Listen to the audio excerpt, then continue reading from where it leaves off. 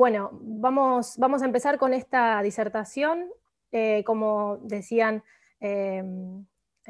como dijeron los chicos, al final de mi disertación vamos a tener la oportunidad de conversar un poco con una paciente. Me parecía una idea interesante para cerrar esta disertación acerca de su experiencia en el proceso de su rehabilitación, ¿sí? Es una paciente con lesión neurológica. Bueno, voy a compartir pantalla. No sé, creo que si se está viendo bien ahí, si no Sí, se ve Perfecto. me perfecto. avisan. Bien. Bueno,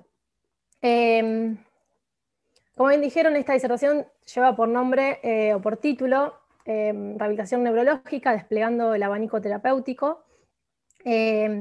Mi idea con esta disertación es un poco que podamos reflexionar todos juntos acerca del trabajo que tenemos los kinesiólogos que nos desempeñamos en esta área, un poco la forma en la que abordamos a los pacientes y todas las herramientas terapéuticas con las que contamos y de las cuales podemos valernos al momento de trabajar con un paciente con lesión neurológica. Un poco yo les quería contar un poco desde mi experiencia personal, desde que empecé como estudiante y iba a realizar mis prácticas preprofesionales a los distintos centros de salud, hospitales, y luego después ya una vez recibida con mis primeros pasos en la profesión, me pasó de trabajar con pacientes que venían a mi consulta, y mi forma de abordarlos o mi mirada siempre fue muy orientada al diagnóstico, al impedimento motor que tenía este paciente, a lo que yo creía que estaba alterado en este paciente, y bueno, todo mi esfuerzo iba orientado hacia eso, y las estrategias terapéuticas que yo utilizaba iban orientadas hacia eso, pero bueno, no era suficiente. Me daba cuenta con el pasar del tiempo que no lograba los resultados que yo creía que iban a suceder, no lograba a veces incluso la adhesión del paciente al tratamiento como yo esperaba. Entonces ahí un poco empecé a reflexionar y a pensar en dónde estaba un poco quizás el error al momento de abordar al paciente, qué era lo que debería modificar yo. Eh, y un poco reflexionando, un poco estudiando, siguiendo, investigando en la literatura, entendí un poco que nosotros trabajamos con pacientes que tienen una discapacidad producto de esa lesión, a partir de esa lesión neurológica, pero que la discapacidad no la podemos reducir a eso. No podemos reducirla a una lesión orgánica o a un impedimento motor, sino que es mucho más que eso, es mucho más amplia, más compleja. ¿Por qué? Porque nosotros estamos trabajando con personas, ¿sí? No con una lesión sola del sistema nervioso. Entonces, un poco indagando sobre este concepto de discapacidad, bueno, me encontré con algunos textos, y uno de ellos es este que les expongo acá,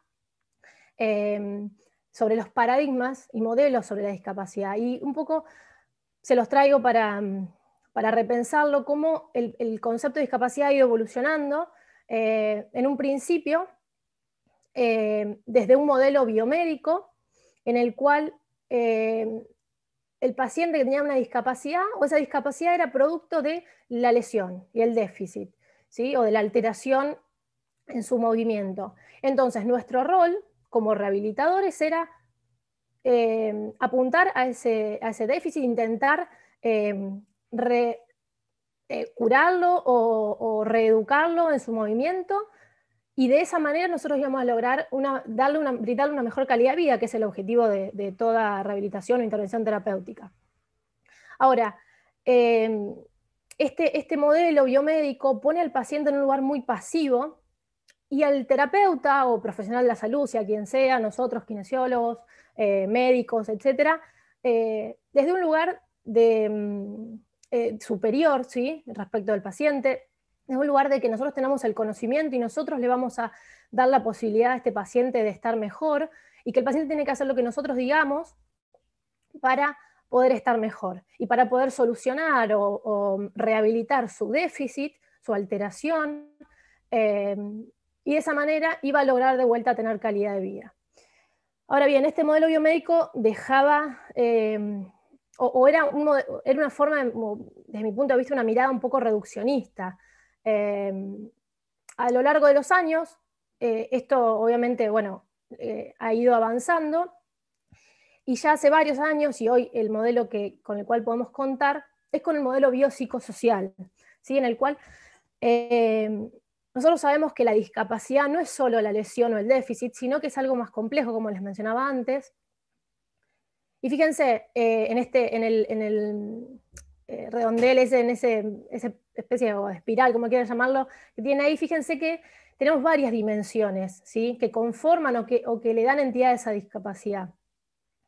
No solamente la lesión orgánica o déficit, como les decía, sino también la limitación que genera esa lesión orgánica para las actividades del paciente, la limitación que implica o las limitaciones que tienen influencia sobre la participación, hablando sobre todo la participación social en todas las actividades de la vida diaria del paciente, y por supuesto los factores contextuales, que ahí me quiero detener un poco porque es quizás un área o una arista que por ahí a veces no tenemos en cuenta y que me parece que es el gran cambio que empieza a ocurrir a partir de este modelo biopsicosocial, también tener en cuenta los factores contextuales del paciente, ¿sí? Entonces, a partir de este modelo biopsicosocial, el paciente ya no es un actor pasivo, ¿sí? En su rehabilitación, sino que va a ser un actor activo, ¿sí? El paciente va a tener que, o nosotros tenemos que intentar que el paciente forme parte de esa rehabilitación, y no solamente siendo activo en las terapéuticas, sino siendo activo en la toma de decisiones, ¿sí? Siendo activo cuando establecemos los objetivos, ¿sí?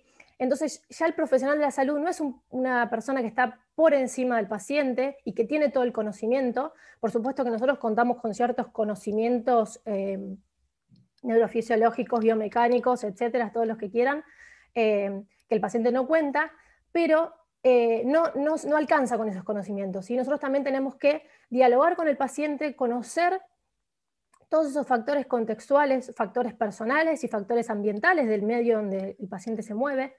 Tenemos que conocer aspectos de su vida en cuanto a la participación, en cuanto a las actividades que hace, y poner a esa lesión del sistema nervioso central en ese contexto, ¿sí? Entonces, nuestra rehabilitación, nuestro abordaje de ese paciente tiene que tener en cuenta todos esos aspectos, y nuestras decisiones terapéuticas y el establecimiento de los objetivos tiene que ir de la mano de estos aspectos, y donde nosotros tenemos que intentar quizás generar un cambio, ¿sí? O nuestra rehabilitación podría generar un cambio para esa calidad de paciente, es no tanto en el aspecto de la lesión orgánica, sino más que nada en lo que concierne a la limitación de su participación social y de sus actividades, ¿sí? Entonces, de esta manera nosotros no solamente reducimos la discapacidad a una lesión orgánica, sino que también tenemos en cuenta las otras dimensiones que forman parte de la persona. Y tenemos que hacer que la persona sea responsable también de su rehabilitación, ¿sí? Para en conjunto, ¿sí? Llegar a ese objetivo, que es mejorar la calidad de vida de esas personas, ¿sí? Bien, este modelo biopsicosocial va muy de la mano y en consonancia con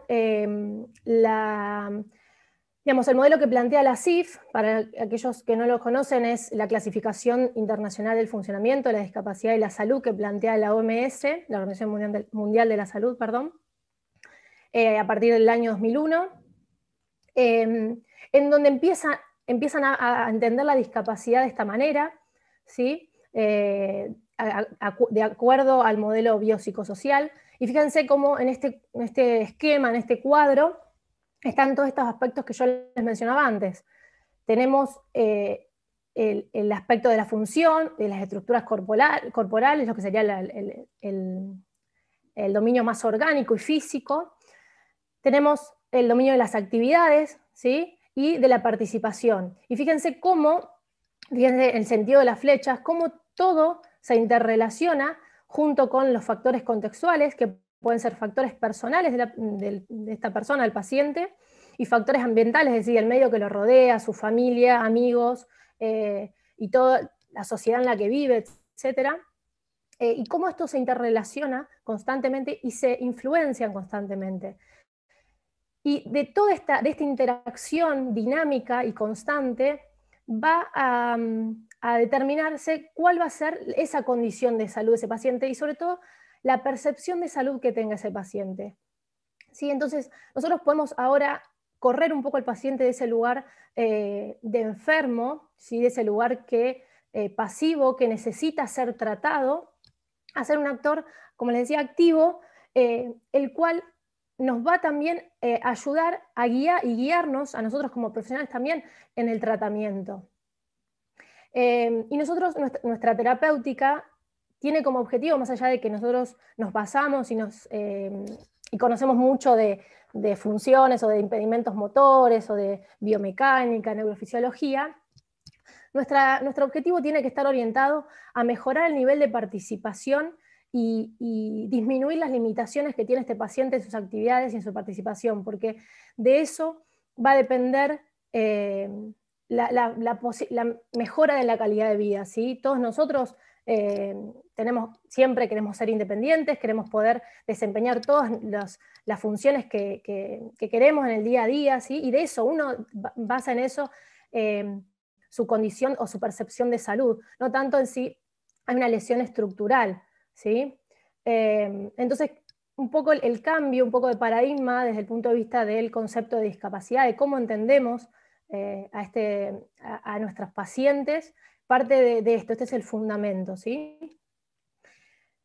Bien, muy relacionado, directamente relacionado con este cambio de paradigma y entendimiento de la discapacidad, empieza a sucederse un cambio, ¿sí? También de paradigma en la forma de abordar al paciente, ¿sí? Y en las estrategias terapéuticas también que nosotros vamos a hacer en la neurorehabilitación, en el área de la neurorehabilitación. Este artículo que les traje acá, que se llama The Changing Phase of Neurological Rehabilitation, me pareció muy interesante porque es un artículo narrativo en donde ahí tienen la cita por si les interesa, bueno, buscarlo. Es un artículo que plantea un poco la evolución histórica de los paradigmas y de los métodos clásicos sobre los cuales se basaban las intervenciones terapéuticas en el área de la neurorehabilitación, y cómo se ve un poco ahora y cómo ha ido transformándose todos esos conceptos, ¿sí?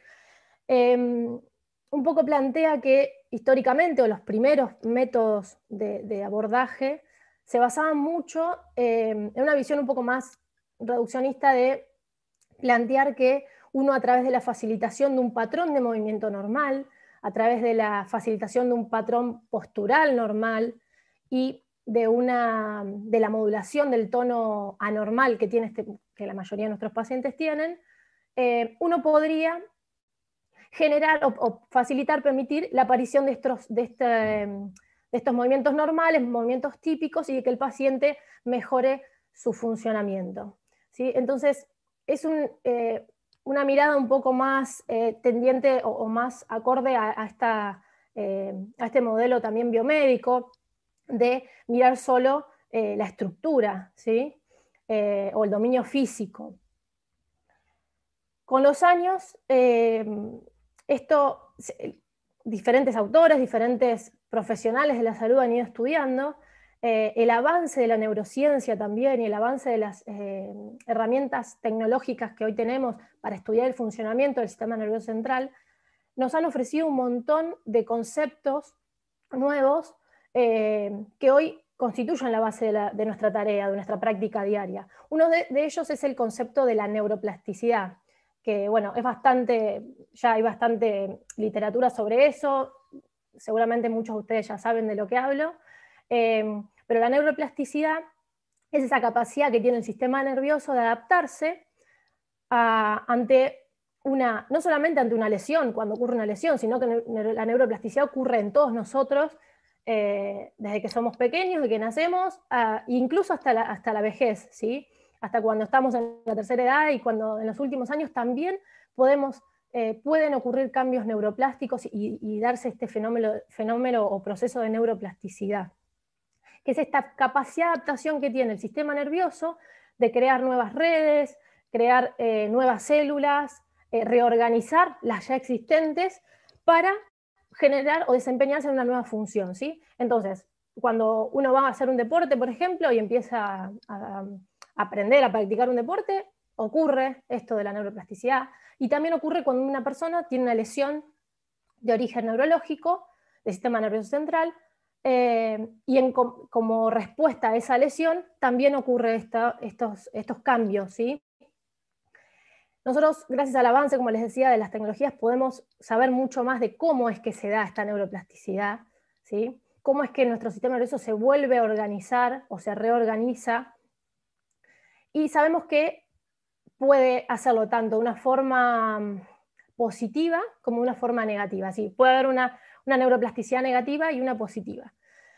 Negativa, o sea, ¿qué le llamamos neuroplasticidad negativa? Es aquella que ocurre luego sobre todo luego de una lesión, y la vemos así como para ejemplificarla cuando se dan las compensaciones, ¿sí? Cuando, por ejemplo, supongamos, lo más común, hay una lesión en el sistema nervioso central, en un hemisferio, ¿sí? Entonces el otro hemisferio empieza a ocuparse de esas funciones que este hemisferio lesionado ahora no puede hacer. Entonces hay un hemicuerpo que va a dominar y que va el paciente va a valerse solo de ese hemicuerpo para hacer todas las funciones. Eso hace que se inhiba la capacidad de recuperación que tenga el hemisferio lesionado, ¿sí? Eso sería como un ejemplo de plasticidad negativa. Y plasticidad positiva, bueno, es lo que buscamos nosotros, ¿no? Como tenemos como objetivo también cuando rehabilitamos a un paciente. Que este sistema nervioso se reorganice y vuelva a aprender ciertas funciones que se vieron alteradas o perdidas producto de la lesión. ¿De qué depende que ocurra una u otra? Bueno, de los estímulos que nosotros le demos a ese paciente, la intervención que hagamos con ese paciente. Y en este contexto, teniendo estas bases neurofisiológicas, estos conocimientos, lo que nosotros entendemos, y también este artículo plantea muy bien, es que nosotros tenemos que permitirle al paciente reaprender, ¿sí? O aprender en el caso de que estemos trabajando con pacientes, por ejemplo, pediátricos que ya nacieron con una lesión, reaprender o aprender una función, ¿sí? O sea, lo que nosotros habitualmente conocemos como aprendizaje motor. Y para que ese aprendizaje motor suceda, tienen que darse una serie de condiciones digamos, las actividades que el paciente haga o las intervenciones terapéuticas tienen que cumplir ciertos requisitos y tener ciertas características. ¿Qué pasa? El aprendizaje motor no lo podemos reducir a un movimiento, ¿sí? A un patrón de movimiento o a una postura. El aprendizaje motor es mucho más amplio. Cuando uno aprende a hacer una función, ¿sí? Porque no podemos, reducir la palabra función o lo que es una función a un movimiento, ¿sí? Son dos cosas diferentes. En la función se vale del movimiento, ¿sí? Y tiene un dominio físico, pero tiene otros dominios, ¿sí? Como son el dominio cognitivo, el motivacional o emocional, ¿sí? Como es los factores contextuales. Entonces, todos esos dominios forman parte de una función y posibilitan el aprendizaje motor, ¿sí? Entonces nosotros cuando queremos abordar un paciente y generar un aprendizaje motor y permitirle al paciente reaprender o aprender nuevas funciones o las funciones que ha perdido, tenemos que tener en cuenta todos estos dominios. Entonces no podemos reducirnos solamente al dominio físico, a pensar en los tejidos solamente o en la estructura como la base, como lo fundamental para la función, ¿sí? Y en ese dominio físico, físico, cognitivo, emocional, ¿sí? Tenemos que tener en cuenta, como les decía, no solo las estructuras, sino también, por ejemplo, los deseos del paciente, las motivaciones, qué funciones son las que realmente el paciente quiere aprender, cuáles funciones son las que le gustan hacer y cuáles no. ¿Cuál es el objetivo del paciente? ¿Qué expectativas tiene el paciente? ¿Sí? ¿Qué otra experiencia previa tuvo ese paciente con la rehabilitación o con el movimiento? ¿sí? Porque van a condicionar su capacidad de aprendizaje, ¿sí? Por ejemplo, un paciente que ya viene de algún proceso de rehabilitación, o en el intento de cuando después de lesiones quiere empezar, por ejemplo, de la marcha, se cayó, y probablemente tenga miedo, probablemente no esté un poco reticente a volver a aprender a caminar, ¿sí? Probablemente no genere, no esté motivado a aprender esa función. Entonces, yo tengo que conocer todos esos aspectos, ¿sí? Para saber cómo organizar mi abordaje con ese paciente y qué herramientas serán las más adecuadas con ese paciente, ¿sí? Entonces, este cambio de paradigma un poco que sucede en el ámbito de la neurorehabilitación, nos lleva a pensar que las estrategias terapéuticas que nosotros habitualmente, las más clásicas, que nosotros pensábamos y utilizábamos, que era que a través de, por ejemplo, facilitación de un movimiento, facilitación de una postura, alineación de un miembro, una extremidad o un segmento para permitir una mejor función, ¿sí? Es decir, todo lo que son las intervenciones que se las llama hoy en día como intervenciones bottom-up. ¿Por qué? Porque el input o el estímulo es desde la periferia hacia el sistema nervioso central, es decir, de abajo hacia arriba. Todas esas intervenciones más clásicas que todos conocemos, ¿sí? Quizás quedaban solo en el dominio físico, ¿sí? Y no era suficiente, o creo yo, no es suficiente solo intervenir sobre el dominio físico. ¿Qué quiere decir esto? Que vamos a dejarla de lado, que no tiene o que no vamos a utilizar estas herramientas. Sí las vamos a utilizar y sí son parte de la rehabilitación, y por supuesto que nosotros a través de la periferia podemos dar inputs al sistema nervioso central para que ese sistema nervioso central se reorganice y aprenda, ¿sí? No es que no vamos a abordar al paciente de esa manera, pero no es suficiente, no nos alcanza con eso, ¿sí? Para que realmente ocurra el aprendizaje, si ese paciente vuelva a ser funcional y mejore su calidad de vida y pueda ser independiente en la vida diaria, nosotros tenemos que tener en cuenta los otros dominios que le mencionaba antes. Y teniendo en cuenta esos dominios, lo que las neurociencias y las investigaciones nos han permitido conocer es que cuando uno hace un movimiento, una función, no es solo, como les decía, se reduce a lo orgánico o a la estructura, sino que a nivel del sistema nervioso central ocurren un montón de cosas y de procesos en ese momento, y no se reduce a un solo, por ejemplo, a un solo grupo neuronal o un solo área, sino que hay interconexión entre las diferentes áreas del cerebro. Entonces, nosotros podemos no solo intervenir desde la vía periférica, sino también generar estímulos e inputs de arriba hacia abajo, lo que serían las intervenciones top-down, ¿sí? Este grupo de intervenciones, estas intervenciones que nosotros englobamos en las intervenciones top-down, lo que buscan es eso, es estimular el sistema nervioso central para generar respuestas también eferentes y generar cambios en su reorganización que den como resultado un patrón de movimiento más funcional y más eficiente para esa persona.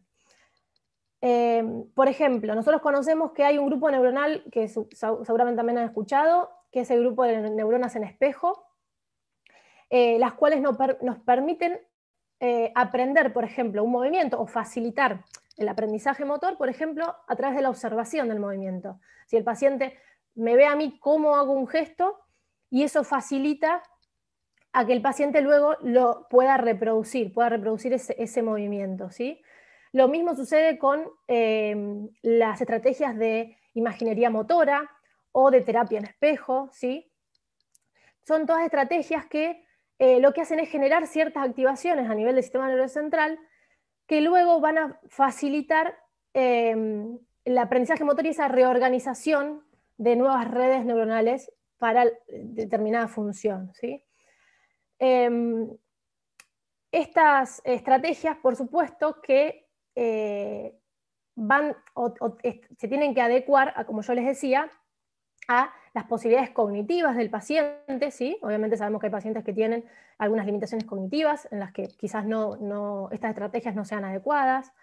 También a lo motivacional, ¿sí? El paciente quizás, hay personas que necesitan que uno sea muy activo y que la terapia sea bastante intensa, en la cual quizás pacientes que les cuesta la concentración y que son más de moverse que de concentrarse y de pensar o de imaginar un movimiento, en los cuales quizás si yo busco la imaginería motora no va a ser eficiente, quizás en otro paciente sí. Hay pacientes que tienen mayor conciencia corporal, entonces uno puede trabajar con eso, ¿sí? Estas son todas las estrategias que tenemos, ¿sí? Englobadas en dos grandes grupos, como es el bottom-up y top-down. Lo que me parece interesante de esto, que nosotros tenemos que entender que no solo tenemos que reducirnos a la estructura y no solo podemos generar cambios o input desde la periferia, sino también desde el sistema nervioso central, ¿sí? Y que la función y el aprendizaje motor no solo se limita a la estructura, sino también tiene todas esas otras aristas que yo les mencionaba, o estos dominios que yo les mencionaba anteriormente. Entonces, cuando uno empieza a pensar, o uno como profesional se encuentra con un paciente y dice, bueno, ¿por dónde arranco? ¿Qué hago con este paciente? Bueno,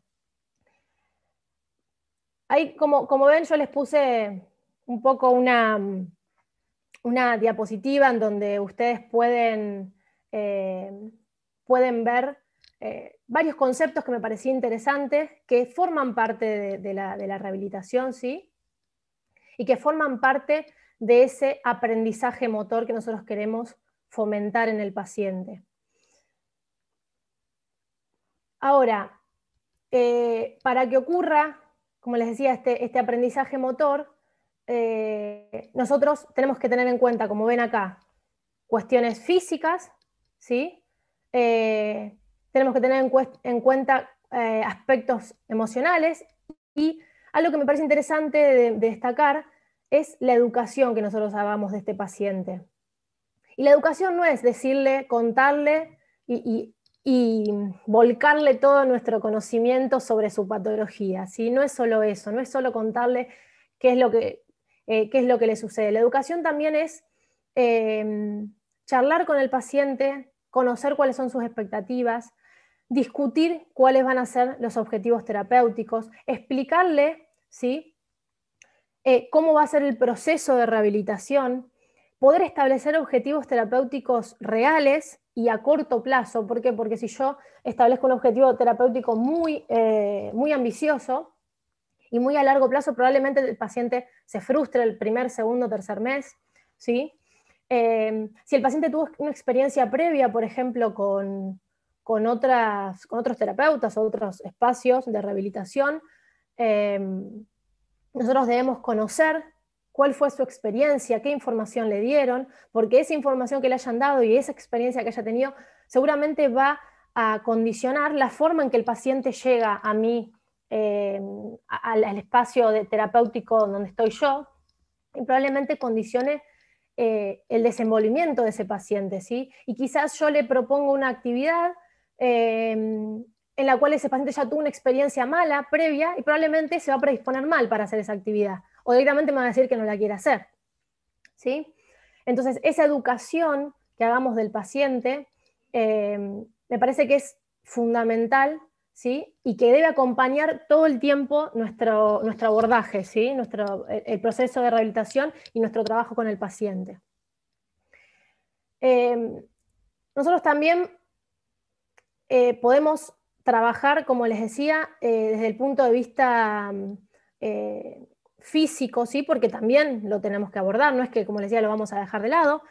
Y fíjense, acá yo les puse algunos conceptos como son modulación del tono muscular, abordaje musculoesquelético, o uno podría decirlo como diferentes tipos de terapia manual, y cualidades físicas, ¿sí? Yo un poco a veces en el día a día, y me pasa y me incluyo, me planteo, me pregunto y me repregunto cuánto de todo esto o de todos estos aspectos en el paciente trabajo yo en el día a día? ¿Sí? ¿Y cuánto de los terapeutas, de los kinesiólogos que trabajan en el área de la neurorehabilitación abordan todos estos aspectos del paciente? Porque, por ejemplo, nosotros sabemos que esto es algo que se conoce ya hace mucho, que, por ejemplo, un tejido cuando pasa un determinado tiempo de movilización empieza a cambiar sus propiedades, ¿sí?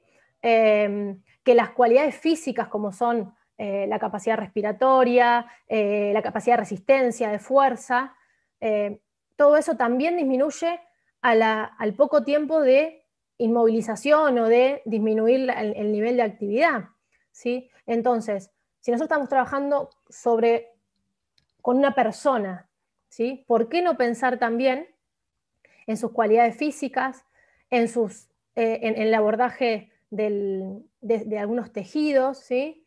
Bueno, por supuesto, la modulación del tono, pero ¿cuánto de nosotros conocemos de esto?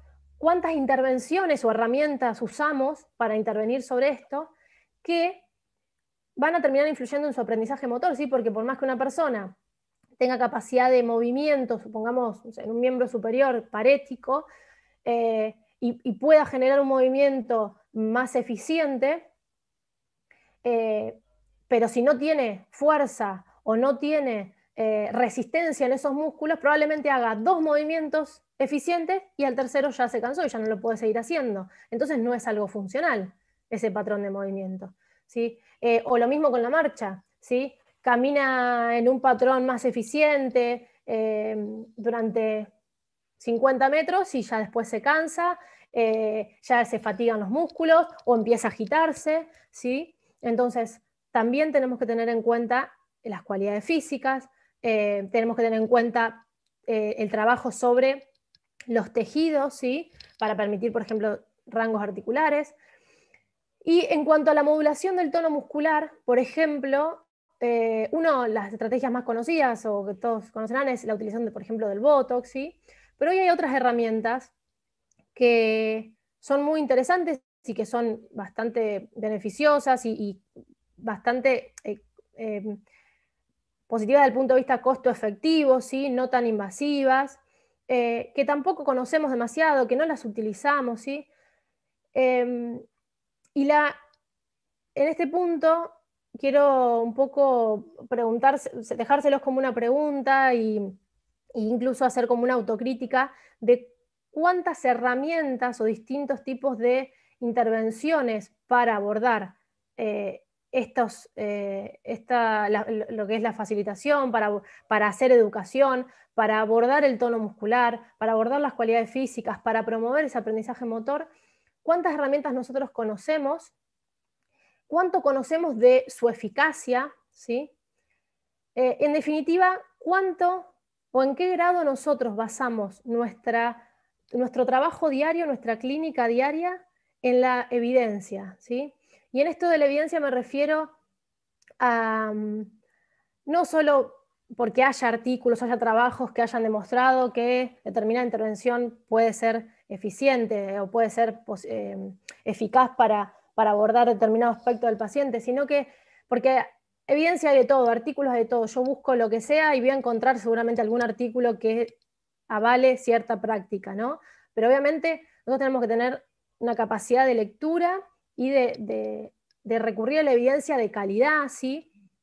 Evidencia que pueda ser trasladable y traspolable a nuestra población, ¿sí? Y evidencia que sea también que se adecue a las condiciones de nuestro paciente, ¿sí? Porque, por ejemplo, hay muchas estrategias para, por ejemplo, dentro de las terapias manuales, para el abordaje musculoesquelético, hay un montón de estrategias y quizás nuestro paciente no se siente cómodo, por ejemplo, con que yo ponga una mano sobre una parte de su cuerpo, entonces no va a ser una estrategia adecuada, por más que tenga evidencia, ¿sí? Pero para nosotros poder hacer una elección responsable, una decisión terapéutica, que nuestra decisión terapéutica sea conciencia y sea la mejor para ese paciente, ¿sí? Debemos tener todos estos conocimientos, debemos conocer cuál es la evidencia, debemos conocer cuáles son las expectativas y deseos del paciente. Debemos adecuarnos a sus posibilidades contextuales, ¿sí? Llamémosle de tiempo, económicas, posibilidades en el ambiente en que se desenvuelve, en su casa, qué herramientas tiene, qué posibilidades o personas para facilitarlo, por ejemplo, para ayudarlo. Debemos conocer todos estos aspectos, ¿sí? Para poder tomar una decisión realmente de una decisión terapéutica que realmente sea eficaz y realmente le sirva a ese paciente y vaya en pos de esa mejora en la calidad de vida. Y lo que también me interesa resaltar es que esa forma de mirar que nosotros teníamos habitualmente de intentar que el paciente vuelva o tenga un movimiento normal, ¿sí? Un movimiento típico, un patrón postural, y que si nosotros logramos eso, el paciente va a funcionar, ¿sí? Un poco me parece que debemos corrernos un poco de eso. Primero, porque nadie de nosotros es normal o tiene un movimiento ideal y normal, ¿sí? Hay una variabilidad enorme en los patrones de movimiento. De hecho, se conocen un montón de ejemplos de deportistas olímpicos, por ejemplo, que si uno analiza sus gestos, no son gestos ideales, sino son gestos que uno pensaría que son los más eficientes. Y sin embargo, para esa persona es el gesto más eficiente y lo llevó a ganar una medalla olímpica, por ejemplo. ¿Sí? Entonces, corrernos un poco de ese concepto de movimiento ideal, movimiento normal, ¿sí? Y saber que las personas, los movimientos son tan variados como personas hay, ¿sí? Y no solamente va a depender de un patrón de activación motor, sino que también está influenciado por todos estos otros aspectos que yo les mencionaba antes, y que nosotros debemos tener las herramientas para poder hacer un abordaje integral, un abordaje más holístico, que en definitiva tenga como objetivo mejorar el nivel de participación y de actividad de ese paciente, y eso va a ser lo que determine su percepción de discapacidad, y lo que haga que el paciente pueda volver a ser independiente y a retornar a su vida habitual, ¿sí? No esperar a que el paciente tenga un movimiento ideal o una postura ideal, ¿sí? Para que pueda volver a caminar o que pueda volver a hacer sus actividades diarias.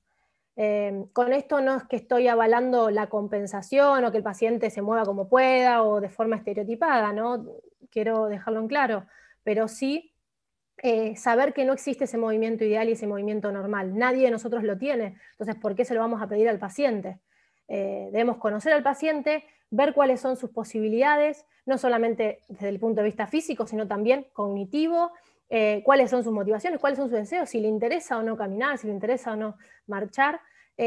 Y si nosotros estamos entrenando a un paciente para, por ejemplo, caminar, que pueda caminar 10 kilómetros, y el paciente lo único que quiere es poder caminar dentro de su casa o ir hasta el almacén y volver, bueno, estamos errando, tenemos que trabajar con el objetivo del paciente, ¿sí?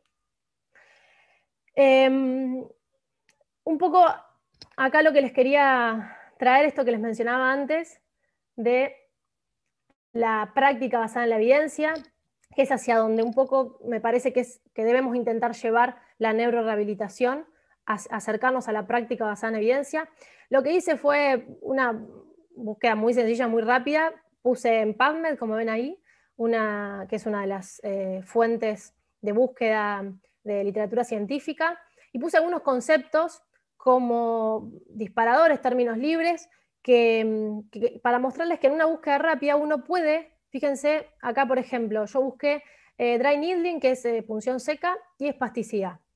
¿Sí? Por ejemplo, la punción seca es algo que en los últimos años ha venido mostrando evidencia y que creo que muy poca gente lo utiliza en el área de la neurorehabilitación, sí un poco más en el área musculoesquelética.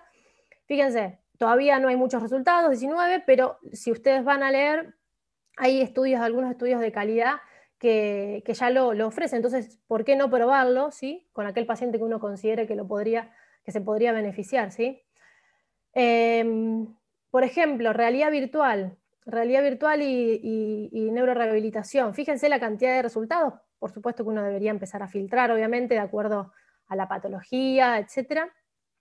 Pero fíjense la cantidad de resultados que tiene. Otra estrategia que en realidad no estamos acá tocando al paciente, no lo alineamos, no le alineamos el músculo, no le generamos postura, sino que le ofrecemos un entorno diferente y le generamos inputs directamente al sistema nervioso central para permitirle crear una nueva función, ¿sí? Con la realidad virtual. Fíjense que ya hay muchos estudios, eso quiere decir que se están utilizando y que es una herramienta más también a utilizar.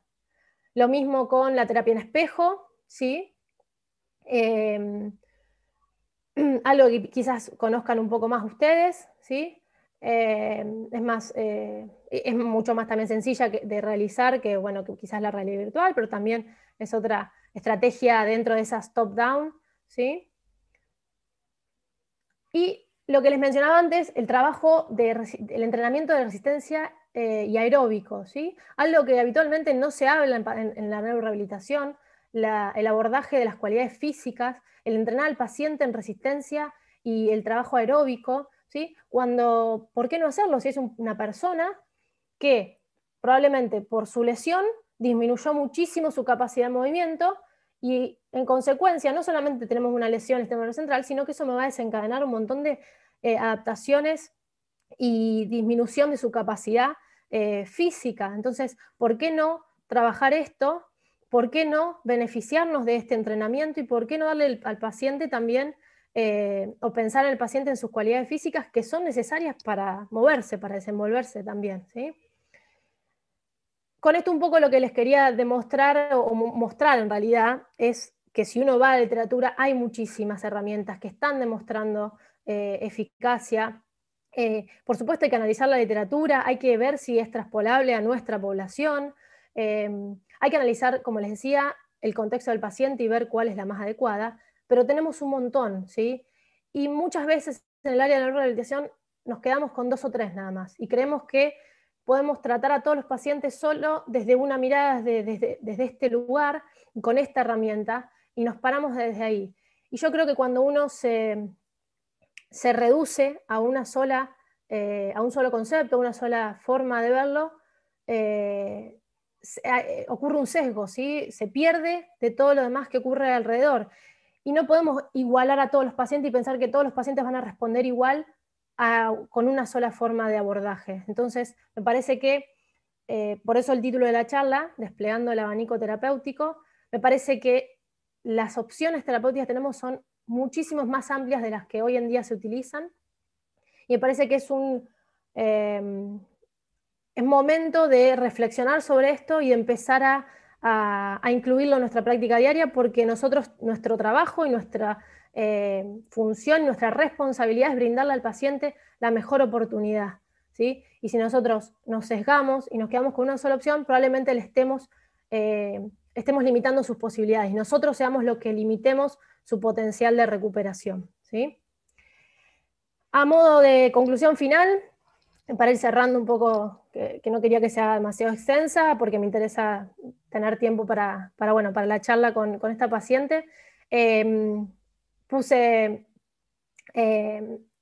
estos tres ítems, ¿sí? Que me interesa que queden, este mensaje es el que me interesa que quede, este cambio de paradigma que ha ocurrido no solo en la noción de discapacidad, sino también en la forma de entender cómo es el proceso de rehabilitación y cómo ocurre el proceso de recuperación o de reorganización de nuestro sistema nervioso, y de qué manera nosotros podemos facilitar ese proceso de recuperación o de neuroplasticidad.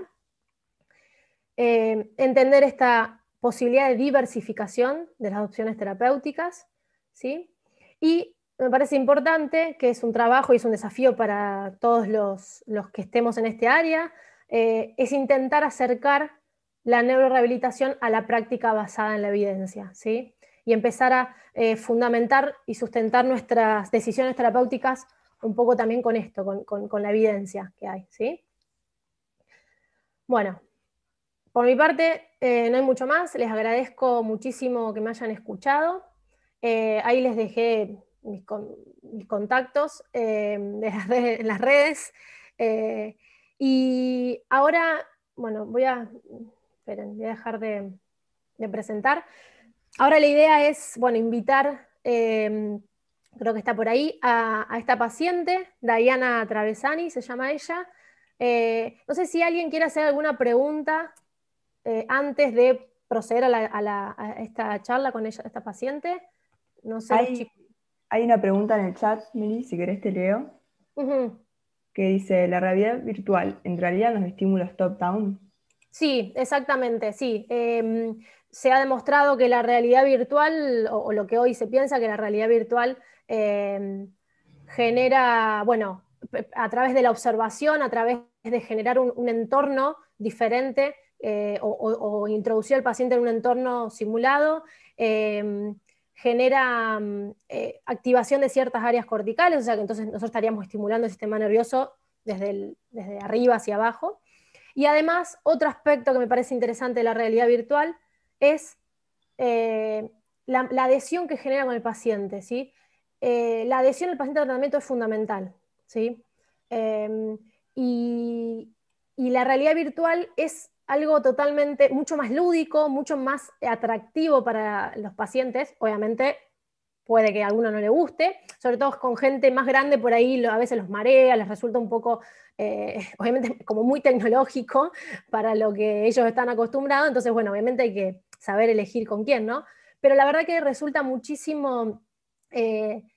muy interesante y genera mucha motivación, como que el paciente se engancha mucho más que repetir 10 veces, flexionar el brazo, levantar, ¿sí? Es mucho más lúdico y han demostrado tener mucha más, o generar mucha más motivación y adhesión del paciente al tratamiento, que es fundamental. Sin motivación y sin adhesión a algo, nadie va a aprender. Si a mí me obligan a ir a hacer un deporte que no me gusta, que no me parece interesante, no me motiva, 10.000 veces el gesto, no lo voy a aprender. ¿Sí? Esto sucede lo mismo en un paciente con lesión neurológica. ¿Sí? Espero, bueno, haber contestado. Ahí hay otra pregunta, ¿no? Sí, recuerden que si quieren pueden activar los micrófonos y preguntar por micrófono. Te leo la del chat que dice, ¿las órdenes verbales entran dentro de los estímulos top-down? Sí, también. Las órdenes verbales muchas veces son como, están dentro, se los menciona dentro de la facilitación que uno puede hacer con ciertos inputs y ciertas consignas verbales, y también o sea, la orden verbal va directamente a generar un estímulo central, entonces tenemos que tener también mucho cuidado con qué tipo de órdenes y de comandos decimos, y que generalmente nuestras palabras sean positivas, ¿sí? Que sean refuerzos positivos y que sean también órdenes o consignas a veces más simples, que no sean de una carga cognitiva muy alta, porque digamos que la situación del paciente ya es compleja, hay pacientes que también asociados tienen alteraciones cognitivas, y quizás si nosotros le damos demasiados inputs verbales con mucha carga cognitiva, el paciente va a estar más pendiente de hacer todo perfecto como nosotros le decimos, mover acá, alinear allá, ponerte más derecho, levantar la cabeza, que de la función en sí. ¿Sí? Entonces, también es una muy buena herramienta y tenemos que utilizar las consignas verbales, pero bueno, también tener en cuenta la dosificación y la forma en que lo vamos a utilizar. Pero también podría ser considerada así como una intervención top-down. ¿Sí? Buenísimo. Melissa, También, perdón, antes les recuerdo a todos los que están en YouTube que también pueden ir dejando sus preguntas en el chat y las vamos a leer acá en el Zoom. Leo profe, una... yo tengo una pregunta más. ¿Podría volver a explicar lo que es neuroplasticidad negativa? Sí, Milton, ¿no? Era, perdón, porque Sí. no. Ah, Milton, ¿qué tal? Sí, la neuroplasticidad negativa es cuando luego bueno, de una lesión, ¿sí? Eh, y generalmente es más fácil explicarlo cuando ocurre, bueno, por ejemplo, un ACV, ¿sí? Un accidente isquémico o hemorrágico cerebral, en donde un hemisferio se ve lesionado, una zona de un hemisferio se ve lesionado por la falta de irrigación. ¿Y qué sucede? Que el otro hemisferio, ¿sí? Empieza a tomar más protagonismo, empieza a tomar el protagonismo de todas las funciones, ¿sí? Entonces, ¿qué va a hacer? si cada vez que yo me quiero mover se activa supongamos que tengo lesionado el hemisferio derecho, se activa mi hemisferio izquierdo, ¿sí? Eso, sabemos nosotros que los hemisferios están interconectados, ¿sí? Entonces, cada vez que se activa mi hemisferio izquierdo, va a generar una inhibición del hemisferio derecho. Y nosotros sabemos que en el ACV, no sé, a ver, a menos que sea una lesión masiva y extensa, no se lesiona todo el hemisferio, es un sector. ¿Qué pasa? Hay otras neuronas que quedaron ahí alrededor que podrían tomar la función de esa área cortical lesionada. Pero ¿qué pasa? Si hay un hemisferio que me está inhibiendo constantemente, no hay posibilidad de recuperación. Entonces, probablemente la capacidad de recuperación de volver a, pongámoslo en palabras simples, a mover un brazo parético, una pierna, probablemente se vea limitada por esa compensación de hacer todo con el otro hemisferio, ¿sí? Eso es el ejemplo más claro de plasticidad negativa. Bárbaro. Perfecto, te leo la otra del chat, que dice, Dale. además de la terapia en espejo y la realidad virtual, ¿qué otra terapia se considera top-down? Bueno, como les decía, la observación del movimiento, ¿sí? O sea, mirar, observar cómo otra persona se mueve o hace un movimiento que es el que queremos rehabilitar. Bueno, como les decía, la facilitación de los inputs verbales. Bueno, también la educación, como les decía, el explicarle al paciente o conversar y debatir con el paciente sobre su situación, sobre las expectativas, sobre qué es lo que siente con su cuerpo, con su nueva corporalidad. La educación también es una intervención top-down. Tratar, o sea, el adaptar, por ejemplo, las actividades o el contexto, ¿sí? Hablemos de un espacio de rehabilitación o en su casa, por ejemplo, para que el paciente pueda hacer una actividad como es, supongamos, pararse en una silla. Bueno, le adapto para que la silla sea más alta y le enseño al paciente y le muestro, bueno, vamos a hacerlo, por ejemplo, para que el paciente pierda miedo, porque quizás la primera vez que intentó levantarse se cayó, ¿sí? Entonces si yo lo educo, le enseño, le modifico el entorno para que facilitarle esa actividad y ese paciente pierda el miedo a hacerlo, o se anime a hacerlo, sí, que muchas veces no lo quieren hacer, también es una intervención, podría ser una intervención tomada top-down, ¿sí? Digo, yo se los planteé así porque hoy la literatura menciona mucho esto de top-down y bottom-up. Ahora, no hay que, a ver, la idea no es estructurarse en eso y decir, no voy a hacer con este paciente top-down. No, tengo todo esto, yo sé que puedo estimular esa neuroplasticidad y ese aprendizaje motor tanto desde la periferia como desde arriba, desde lo central. Bueno, utilizo las herramientas más adecuadas, ¿sí? No es para que ustedes se estructuren. Se los menciono porque es lo que la literatura hoy plantea. Por ejemplo, otra intervención es lo que es las BCI, interfaz cerebro-computadora, perdón, la palabra en inglés no me salió en español. Interfaz cerebro-computadora, ¿sí? También la estimulación magnética transcraneal, la estimulación eléctrica transcraneal, también generamos estímulos, ¿sí? Hay un montón de nuevas tecnologías, ¿sí? Que hoy están disponibles, que no quiere decir que todas funcionen y que todas sean buenas, ¿sí? Y que lo que hacíamos antes esté mal, no. Tampoco, no es eso, ¿sí? Pero bueno, tenemos que abrir este abanico, como les decía, y empezar a buscar y a leer y a nosotros tener que tomar esa decisión y elegir dentro de lo que hay disponible, ¿sí? Bien. En YouTube hay una pregunta. Sí. Luisina pregunta, ¿cómo hacemos entonces para evitar que actúe el hemisferio opuesto? Es decir, que no se inhiba el que está lesionado. ¿Cómo nos aseguramos de eso? Bueno, es toda una discusión que hay también, porque apenas ocurre una lesión, a ver, pensemos, acá, bueno, uno lo está pensando en la patología más común que nosotros vemos, que es el ACV, ¿no? Puede ser un traumatismo de cráneo, puede ser, bueno, otro tipo de lesión. ¿Qué pasa? Apenas ocurre la lesión, el paciente, bueno, tiene una determinada limitación funcional, un determinado movimiento o el segmento corporal limitado. Entonces, ¿qué sucede ahí? Obviamente el paciente va a necesitar ir a la casa, bañarse, comer, ¿sí? Entonces, bueno, ahí es donde nosotros tenemos que intervenir y intentar adecuar esas actividades a las posibilidades del paciente.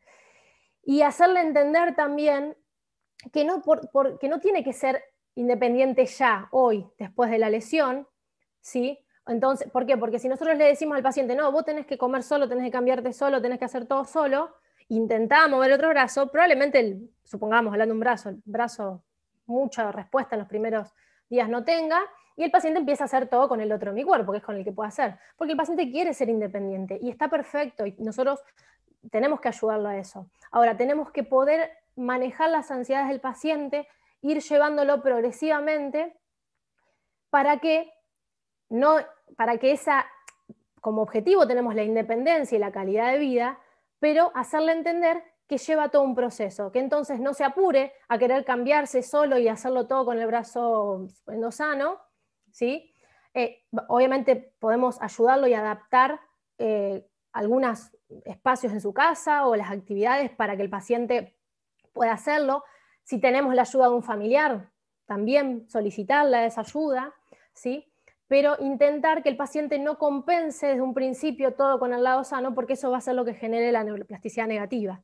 Ahora bien, tampoco me puedo quedar 5 años esperando que aparezca el movimiento en el miembro superior, perfecto, ideal, como les decía, para permitirle al paciente que se cambie y que durante 5 años lo siga cambiando no sé, el familiar o la persona que esté al lado, ¿sí? Porque el paciente va a decir, yo, a ver, te banqué 1 mes, 2 meses, y bueno, ya hace 5 años que tuve la lesión. ¿Cómo hago? Bueno, tiene que volver a la vida. Bueno, ahí es donde nosotros tenemos que empezar a conocer cuáles son los tiempos, cuál es el pronóstico de ese paciente. De eso también, para eso nos tenemos que valer de las escalas. ¿Sí? Hay muchas escalas muy útiles con las que nosotros podemos evaluar la función del paciente y más o menos ya sabemos cuál es el pronóstico y decir, bueno, este paciente puede que tenga una limitación y que nunca llegue a mover el brazo perfecto para cambiarse y ponerse la remera. Bueno, adaptemos el movimiento, adaptemos la forma, enseñémosle una forma en que pueda hacerlo también con el brazo parético, ¿sí? Pero muchas veces ocurre esto de que por buscar el movimiento ideal, el movimiento normal, limitamos muchísimo el movimiento del paciente y la capacidad de participación del paciente y de actividad hasta que consiga ese movimiento ideal, y lo terminamos haciendo dependiente y no lo terminamos permitiendo a ese paciente volver a sus actividades, ¿sí? Es un paciente con lesión, o sea, no podemos obviar eso. Igual que cuando un niño que nace con una lesión. Es un paciente con lesión. Probablemente no tenga el movimiento o el que nosotros quisiéramos o el más perfecto. Bueno, y que tampoco existe en realidad, pero probablemente tenga algún patrón de movimiento distinto y aprenda a hacer las cosas de una manera distinta. Bueno, pero es su forma y de esa manera puede funcionar y de esa manera puede desenvolverse y puede ir a la escuela y puede trabajar y puede, no sé, hacer un deporte. Ese es el objetivo, ¿sí? En definitiva, ¿no? Nadie de nosotros nos dice, nos dice, no, vos no vas a venir a la universidad porque la verdad que te sentás mal con cifosis y la verdad que escribís con fea letra y te cuesta un poco entender algunos conceptos.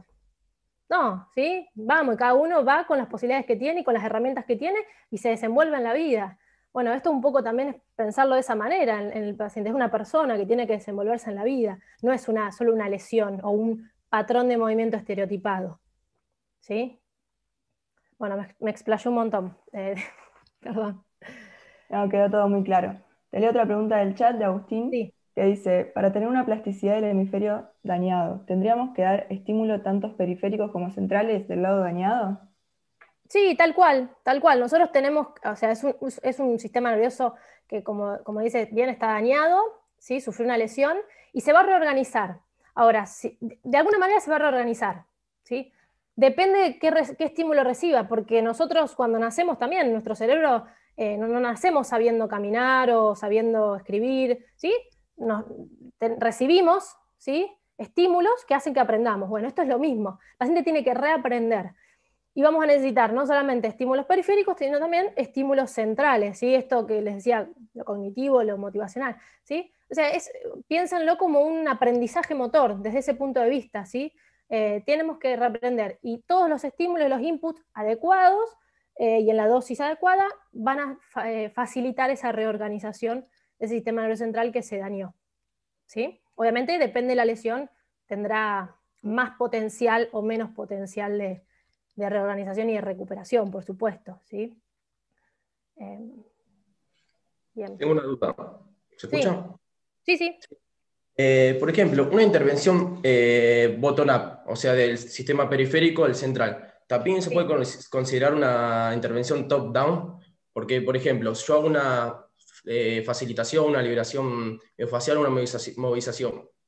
Bueno, el paciente también tiene un registro visual de a partir de eso. Ujú. Entonces, una retroalimentación positiva y, por ejemplo, el paciente agarra confianza conmigo y, por ejemplo, tiene una menor actividad del sistema simpático, puede bajar su tono y eso Ujú. puede ser que me facilite después un movimiento. Entonces, también se puede considerar una bottom-up, también top-down, una intervención. Totalmente, totalmente. Está buenísimo el análisis que hiciste, totalmente, porque uno cuando aborda, sobre todo con, bueno, con nuestras manos, que es lo que nosotros más usamos, también estamos hablando con el paciente, también estamos, no sé, contándole lo que estamos haciendo.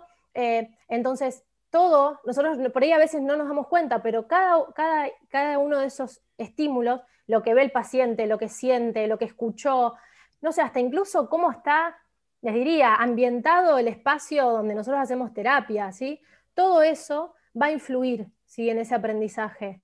Entonces, por eso les decía, es importante también tener mucho cuidado con los inputs verbales que uno da, lo que explica, y tratar de ser eso, de refuerzo positivo, ¿sí? Lo mismo de que, como decíamos, si nosotros sabemos que hay unas neuronas en espejo, por ejemplo, que todo el tiempo están... Eh, eh, que actúan a través de la observación, yo le estoy diciendo, por ejemplo, le ayudo, lo facilito con mis manos, lo que sea, a un movimiento, y a la vez yo lo hago el movimiento, bueno, estoy generando los dos estímulos, ¿sí? Al mismo tiempo, ¿sí? Entonces también depende mucho de mi postura, de cómo me pongo al paciente, cómo le muestro, ¿sí? Entonces, tener en cuenta que es todo, ¿sí? Por eso la idea de la mirada integral, más holística, y de tener en cuenta y usar esas herramientas que tenemos, estas input verbales, el contacto, absolutamente todo, porque como vos decías, no se trata solo de la técnica que yo haga manual, sino también de lo que sucede y cómo interprete y cómo recibe toda esa información el paciente, visual, sensitiva, etcétera, y de eso vamos a ver una respuesta. Y a veces, justo está buenísimo lo que vos decís, porque a veces nosotros hacemos no sé, una técnica manual o ponemos nuestras manos y facilitamos y vemos una respuesta, ¿no? Como por ejemplo una disminución del tono. Y quizás en realidad no fue nuestra mano la que disminuyó el tono. Quizás fue que el paciente se sintió confiado, quizás fue lo que yo le dije, ¿sí? Quizás fue que el paciente se relajó en ese momento o que necesitaba un contacto también, ¿por qué no? ¿Sí? Como también puede ser que aumente el tono, porque quizás al paciente no le gusta que lo toquen. Y no es la mano en sí, sino es todo lo que implica ese input, ¿está? Entonces, un poco corrernos de esa reducción a lo estructural y saber que nuestro sistema y todo nuestro organismo funciona de una forma mucho más compleja, ¿sí? Podemos intervenirlo desde otros aspectos también. Buenísimo, muchas gracias. No, gracias a vos. Tenemos otra pregunta de Facundo, Sí. que dice, ¿un exceso de estímulos puede generar una neuroplasticidad negativa, sean estímulos periféricos o centrales? No sé a qué se refiere como exceso de estímulos. Sí, si por ejemplo, a ver si no sé, lo veo les contesto de acuerdo a lo que yo pienso, pero sí, por ejemplo, que yo le propongo al paciente una actividad muy desafiante, que el paciente no la va a poder hacer, puede que termine generando una frustración y termine en una plasticidad negativa. Y en una inhibición de decir, bueno, esto no lo puedo hacer, y se bloquee para ese movimiento, por ejemplo, para esa función. Eso puede ocurrir, sí, por eso vuelvo sobre lo que decía antes. No sé, yo no sé si a eso se refiere con exceso de estímulos. Sí, bueno, exigirlo al paciente, digamos, por eso es importante preguntarle cómo se siente, qué expectativas tiene, bueno, todo eso, ¿sí? Porque, bueno, podemos terminar generando lo que se llaman a veces nocebos, ¿sí? Que son todos esos inputs negativos que uno le da, ¿sí? Buenísimo, bueno, la llevé por ese lado, buenísimo. Sí, sí, sí, por eso, bueno, tenemos que intentar, si nosotros no tenemos en cuenta todas esas otras aristas, probablemente haya muchas cosas que se nos escapen y que, no sé, hagamos ciertas técnicas o intervenciones y y veamos resultados que decir, pero ¿cómo? Bueno, porque quizás estamos dejando de lado muchas otras cosas que también interfieren en la recuperación del paciente.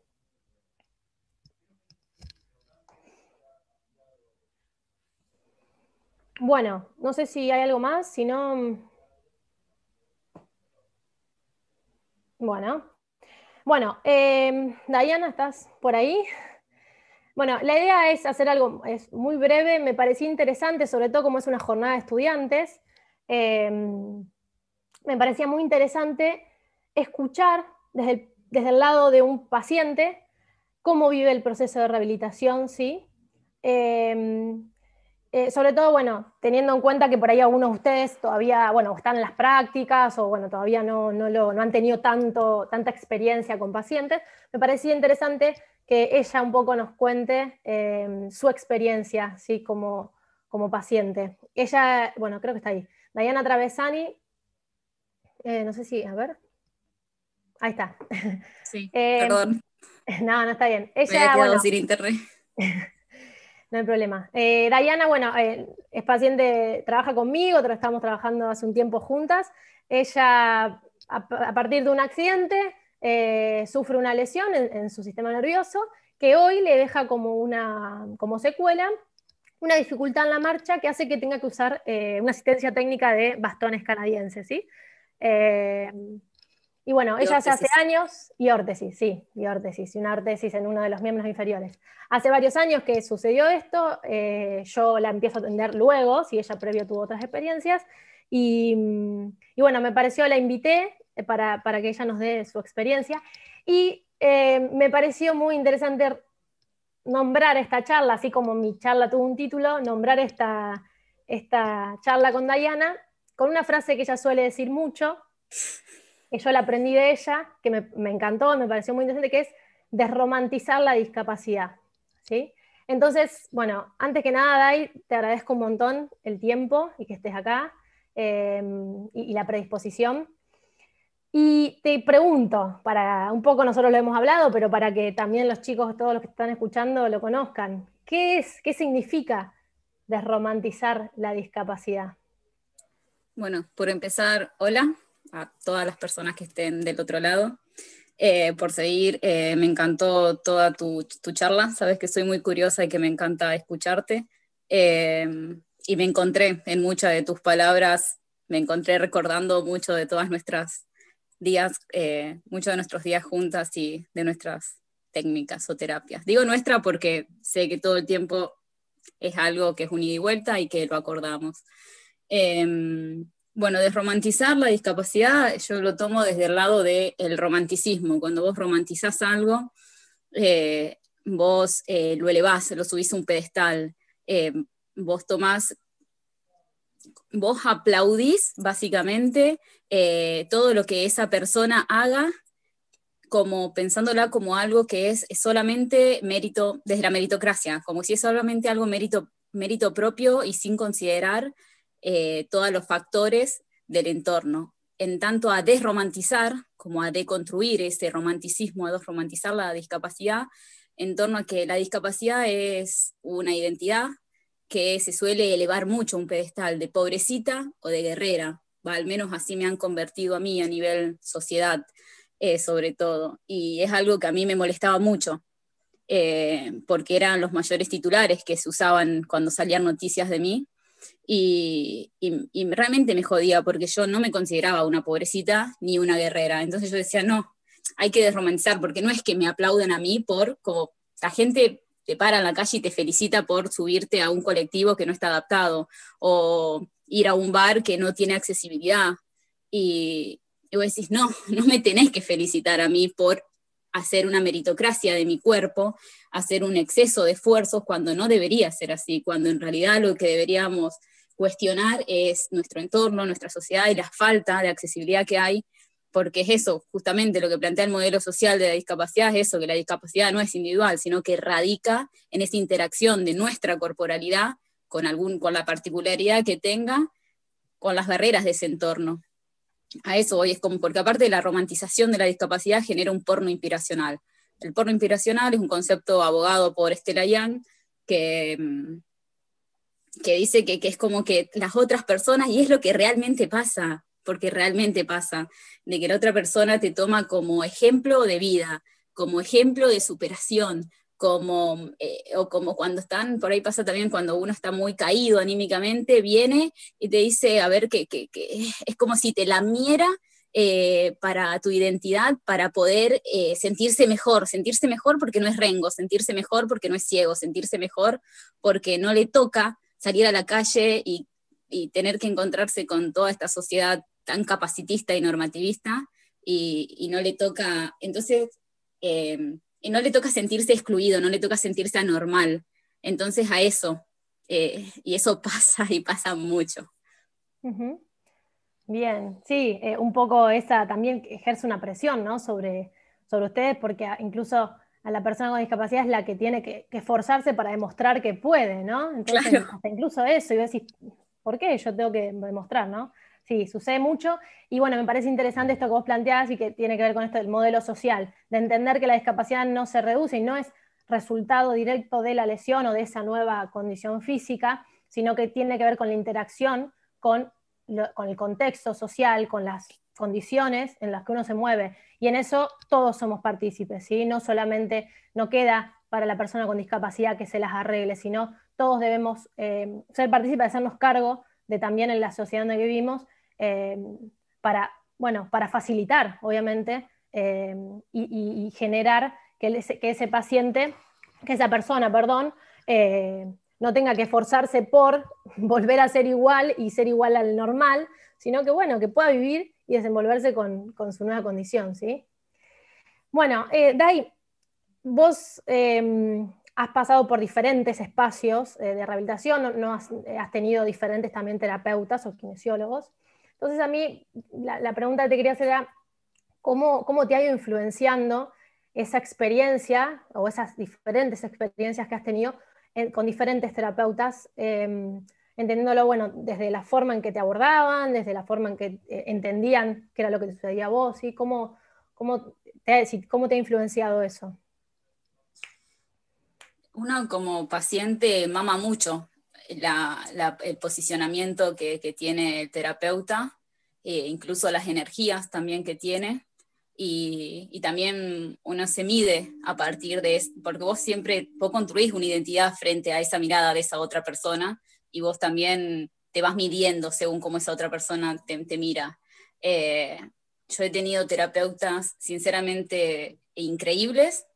En tanto a kinesiología tuve siempre profesionales muy, muy, muy buenos y que me han respetado. Aparte tengo una personalidad, como ya lo sabes, muy caprichosa y abayazante, que no me gusta que me impongan nada ni que me digan cómo tengo que hacer, y desde el principio yo tuve un TEC, un traumatismo craneoencefálico, y quedé cuadriplégica. Y aún así apenas abría los ojos al principio, y aún así apenas hablaba también porque no controlaba mi mandíbula.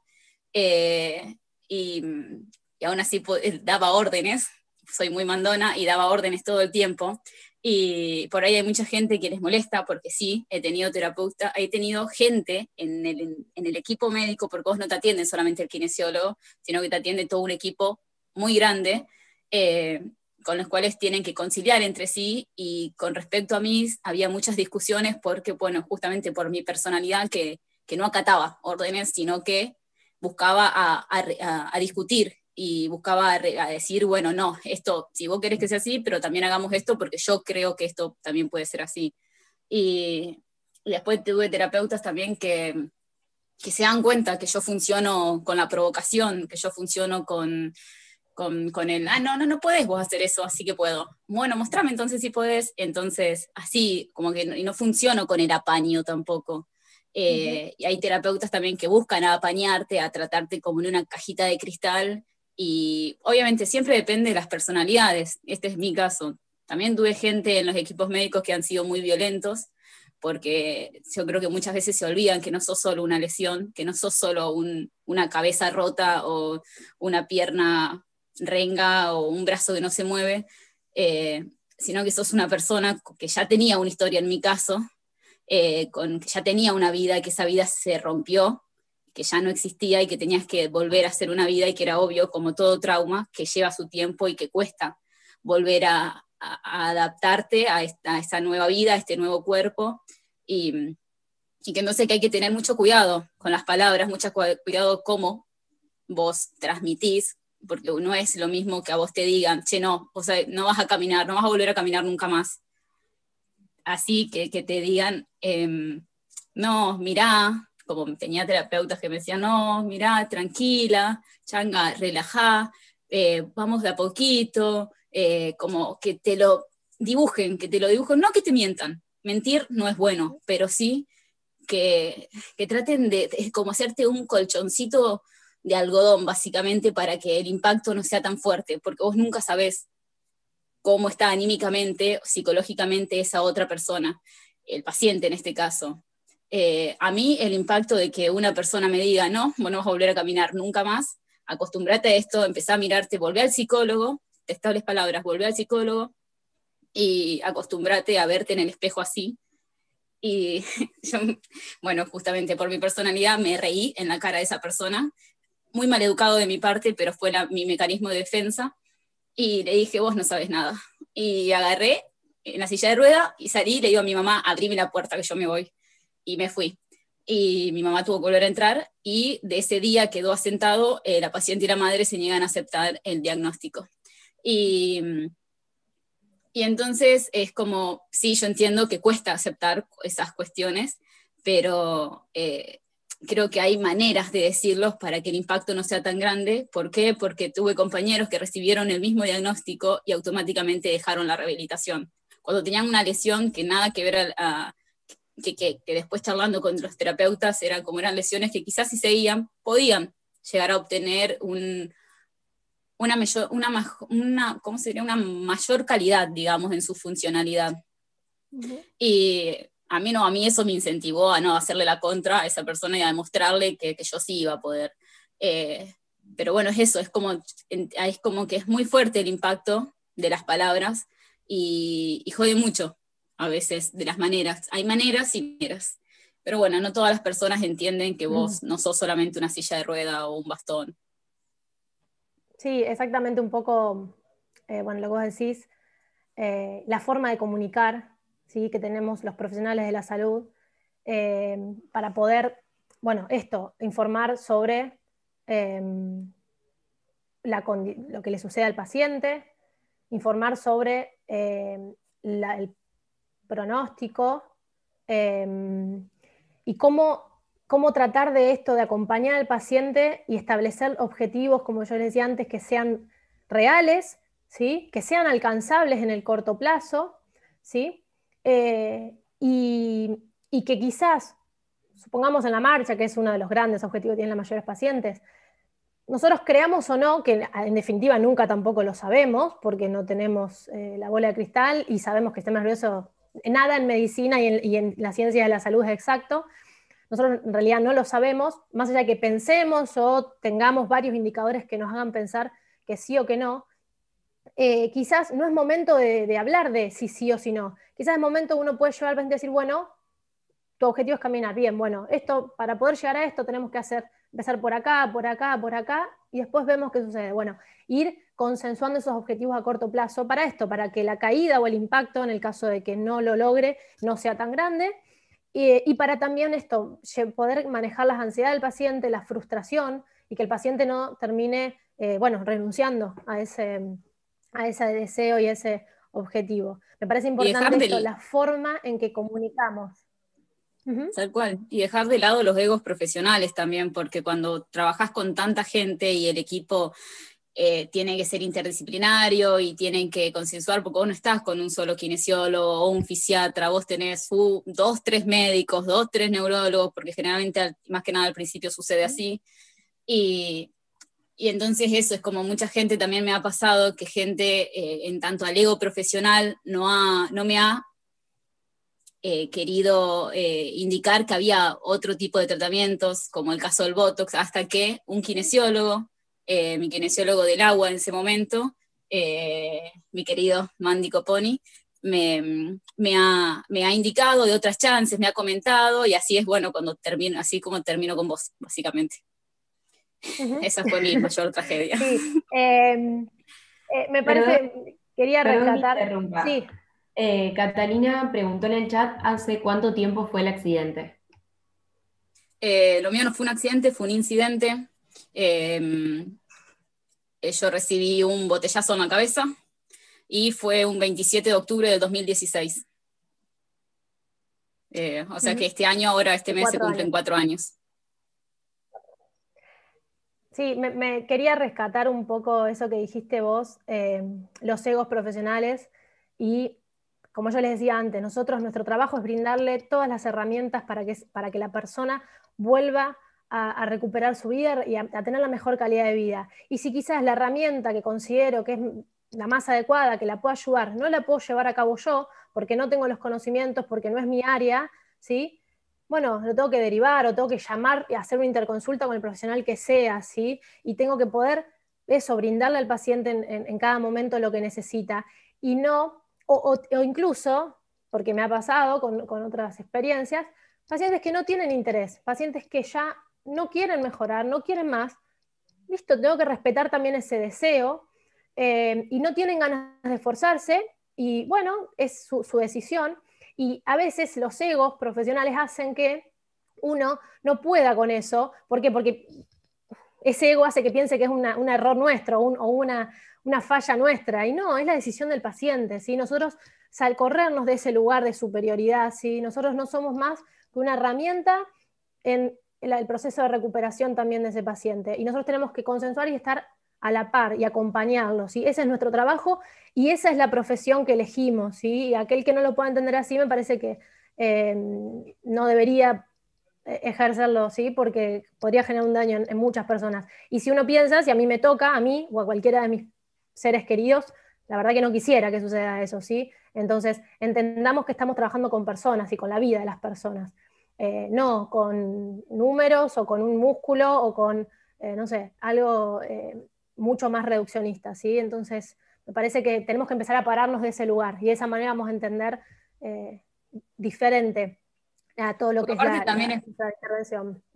es difícil el paciente lidiar no solo con sus propias expectativas, sino también con las expectativas del profesional, porque vos estás lidiando con que el profesional también quiere lograr algo, porque es eso. Bueno, no todos los profesionales, pero la mayoría que me han tocado han querido lograr algo, siempre copado, y bueno, pero también a veces hay que poner un freno porque uno también se cansa. La rehabilitación por lo general pausa tu vida y te estancas en un lugar, y entonces yo creo que hay que empezar a mediar entre tu vida y echar ese entrenamiento y eso, pero sin pausarla tanto, y después, bueno, llega un momento de que ya no tenés ganas porque realmente te cansa. Sí, tal cual. Dai, te hago una pregunta que me parece que es interesante. Acá hay alumnos. Vos fuiste paciente y te atendiste en Hilar, bueno, ahí mencionaste a Armando, a Coponi, que lo tuviste en la pileta, también tuviste otros profesionales en el área de gimnasio, pero también trabajaste mucho y tenés muchas experiencias con practicantes, ¿sí? Con alumnos tanto del UGR como de otra universidad, con las que vos trabajaste con esos practicantes y que estaban haciendo sus prácticas preprofesionales. ¿Qué experiencia tuviste con eso? Contame. Me río porque estuve mirando los nombres para ver si encontraba, a ver si había gente que me conocía, y sí sé que hay, y bueno, no me puedo hacer la buenita porque no fui fácil, no fui una paciente fácil, no puedo mentir porque hay gente escuchando. Básicamente de mí les decían dentro de la universidad, antes que vayan a hacer sus prácticas, vayan con calma, es complicada, es difícil, vamos a ver quién la quiere. Y porque era así, básicamente, no es que, bueno, sí, va cualquiera con vos, no. No solo que el practicante me tenía que elegir, sino que después, bueno, veíamos si yo conciliaba. He pedido el cambio de una sola practicante pedí el cambio, porque yo estaba, bueno, en mi peor momento anímico, muy al principio, y esta practicante no tenía ganas, sinceramente, de conciliar tratamiento conmigo. Estaba todo el tiempo con el celular, mandando mensajitos, WhatsApp, no sé qué mandaba, y yo en ese momento yo necesitaba mucha asistencia para hacer los ejercicios, y también tenía un par de contracturas, no sé, cosas de agujas que me habían clavado en la ingle, porque ya no me quedaban otras venas sanas en el cuerpo, que me habían como lastimado algo, no sé, me habían generado algo en el entrepierna, y eso me hacía que me duela más un tipo de ejercicio. Y no, bueno, vos sabés que yo no soy maricona para el dolor, soy bastante masoquista en ese sentido, que me lo aguanto, porque sé también que es sinónimo de algo que está bien, o sea, de algo que está vivo adentro mío, y bueno, y no pude conciliar, y no le importó que me estaba haciendo mal, no me escuchó, mientras me seguía apretando, miraba el celular, y me seguía apretando, y yo le decía que pare, y no paraba. Entonces me enojé, le grité, como pude, porque tampoco es que tenía esta voz, y pedí que no, que yo a ella no la quería más. Y bueno, después vino otra persona, y nada que ver ya con la otra persona. Fue mi única experiencia así mala. Después, nada, yo soy muy peleadora, era como mi manera también yo me divierto así, y es como yo demuestro mi cariño así básicamente, de que peleo, chicaneo todo el tiempo, sin violentar a la persona, pero sí peleándola. Tengo muchos practicantes que al día de hoy son mis amigos y mis amigas, con las que me junto a comer, y nada, y es como que a muchas personas en la primera semana les impactaba, me tenían ganas de estrangular, porque yo les preguntaba absolutamente todo, porque soy muy curiosa, extremadamente curiosa, y soy muy hiperactiva y necesito todo el tiempo leer todo, saber todo, y con mi cuerpo me pasó eso, necesité incluso hasta ver la operación, no mi propia operación, pero una operación parecida de mi cabeza, para entender básicamente cómo había sucedido. Y mi kinesiólogo de gimnasio en ese momento, Daniel Ruiz, también lo llevo en mi corazón, y bueno, ya me había agarrado la mano, y bueno, ya sabía de que me hacía presentar. Viste que los kinesiólogos te dicen, bueno, esta es la paciente tanto, tuvo tal cosa, tiene tal de esto, aquello. Yo me había aprendido todos mis cuestiones particulares, y entonces él me decía, bueno, Changa, presentate. Y me presentaba delante de los 6, 7, 5 que sean practicantes, y les decía todo. Y bueno, y también a veces leía sus trabajos, para ver los errores de ortografía que tenían y esas cosas, pero para ver qué escribían también, para entretenerme en realidad, porque a veces también me aburría mucho, y pensar que estuve 8 meses internada ahí adentro, y que bueno, tenés que mantener activa de alguna manera. Y bueno, y la primera semana era como había practicantes que no podían ni hablarme, porque si me hablaban me mordían básicamente, y había otros que se me reían porque me calaban, me sacaban la ficha al toque, y no tuve nunca ningún practicante que me ha querido dejar desde la primera semana, o capaz que sí, pero nunca lo dijeron y nunca lo hicieron. Pero cuando terminaba toda la práctica siempre me decían esto, que bueno, que les decían que yo era de tales formas, y que por ahí ellos terminaban dándose cuenta que no era tan así como al principio como me mostraba, sino que había que esperar un poco más a conocer más al paciente. También creo que es entender eso, de que uno no le hace las cosas, o no le decís, no, ese tratamiento no me gusta, para hacerle la contra al practicante, sino porque también no todos los pacientes igual son iguales. En mi caso, a mí me gustaba indagar mucho, saber mucho, conocer mucho, y entonces quería buscar las mejores formas para mí. Además, también pasa que el paciente se da cuenta cuando el practicante te tiene asco, cuando el practicante no te quiere tocar, cuando el practicante no le interesa estar ahí, en realidad simplemente está ahí porque los obligan por una materia, o por, no sé, algunas prácticas preprofesionales, calculo. O cuando el practicante se ceba tanto que indaga absolutamente todo para buscar más y más y más y más posibilidades. O entendiendo siempre que el practicante también tiene una vida, tiene emociones, y he tenido practicantes que han pasado cosas muy fuertes mientras estaban trabajando, y eso también genera un vínculo, si hablas con la persona. Así que tuve una practicante que me contó que era lesbiana, y que todavía no se lo había dicho a nadie, y que estaba muy angustiada y que se lo quería decir a los padres. Entonces estuvimos charlando un montón sobre eso. O sea, es eso, a veces se genera un vínculo muy fuerte también a veces, porque realmente vos compartís mucho tiempo con esas personas.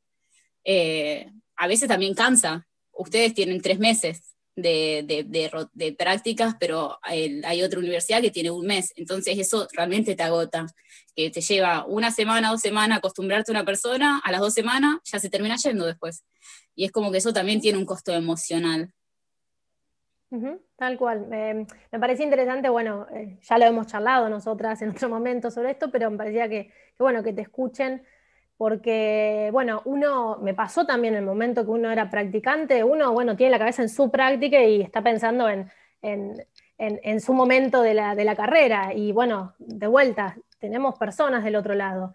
Y lo importante esto de generar, no sé si generar sí o sí un vínculo, y no con todos los pacientes se va a poder generar un vínculo de mayor o menor confianza, pero sí entender esto, ponerse a la par, ¿sí? Somos dos personas, hoy a mí me toca de este lado, a vos del otro, pero somos dos personas que estamos atravesados por un montón de cosas. A mí me toca, bueno, hay muchos chicos que quizás también están nerviosos, se presionan porque es una instancia también difícil, cuando te largan con el paciente, y más en el área neurológica, que sabemos que tiene su complejidad. Entonces también, pero bueno, si uno lo habla con el paciente, lo charla, el paciente charla también lo que le sucede, cómo lo vive, me parece que se puede generar una dinámica de trabajo mucho más enriquecedora. Y sobre todo, bueno, esto, entender también nosotros que, a ver, las prácticas son parte de nuestra profesión y de nuestro estudio y nuestra formación, y las vamos a hacer, pero no nos olvidemos, como decía Diana, que tanto como Diana lo vivió, y un montón de otros pacientes que están en el sistema de salud público en ese momento, que cada 1 mes, 2 meses, 3 meses, 4 meses están cambiando de terapeuta. Y piensen ustedes, si ustedes tendrían que estar cambiando de médico o de profesional que los atiende en algo que los, en una lesión o preocupación o dolor o lo que sea, una experiencia no muy buena, que le estén cambiando de persona, ¿no? Con esa persona que, sobre todo nosotros que trabajamos con el cuerpo, que tocamos, que invadimos, ¿sí? Entonces, digo, tengámoslo en cuenta, y como quizás consejo, si quieren, personal, los que estén haciendo práctica o los que les toque, bueno, ahora lamentablemente por esta situación no se puede, pero el año que viene será, no se olviden de eso, ¿sí? No se olviden que son personas, y de ponerse un poco a la par, ¿sí? Y no desde el lugar de superioridad, de que yo vengo acá, te hago hacer esto, porque esto es lo que a mí me enseñaron en la facultad, y vos tenés que hacer esto y esto, ¿sí? Me parece interesante resaltarlo. Bueno, Dai, para ir cerrando, la última pregunta, o que quería que nos cuentes un poco, es cómo fue el volver a tus actividades de la vida diaria, no solo a tu casa después de pasar por Hilar y lo básico, sino también, bueno, vos estudiás, estás en la universidad, trabajás, tenés tus amistades, tenés tus salidas, tenés un montón de actividades, porque sos una persona muy activa. Bueno, ¿cómo fue ese proceso de volver con tu nueva corporalidad, con tu nueva condición física? ¿Y qué lugar también crees que tenemos nosotros como profesionales de la salud en eso? ¿Cómo fue? Y fue un proceso muy largo, al principio muy duro, porque bueno, te tenés que encontrar con todo ese mundo que vos conocías de otra manera, en mi caso, donde tu cuerpo era aceptado y donde tu cuerpo no tenía una negativa en ningún lugar. Y cuando volvés, sobre todo a mis actividades, incluso yo había decidido dejar la universidad, la carrera, aunque me faltaba poco, pero la había decidido dejar, mi familia estaba de acuerdo. Nada, mis viejos me dijeron, ya sobrevivite esto, hacé lo que se te cante, básicamente. Y mis kinesiólogos, no. Mis kinesiólogos me presionaban bien. A mí se me había puesto en la cabeza muy acá estudiar kinesióloga. Para ser kinesióloga me había pero cebado mucho con eso. Después, bueno, todos me dijeron, no, mirá, te falta poco, termina tu propia carrera, después si querés, ves. Y hoy sinceramente digo, no, sinceramente no. Y después, entonces tuvieron un rol para mí fundamental para rearmar mi vida, sobre todo cuando yo no me consideraba capaz de hacer algo. Bueno, me dicen, no, mira esto, mira aquello, probá esto. Es como que siempre fueron personas que me han hablado mucho, nada, por eso, porque compartís mucho tiempo y yo hablo mucho.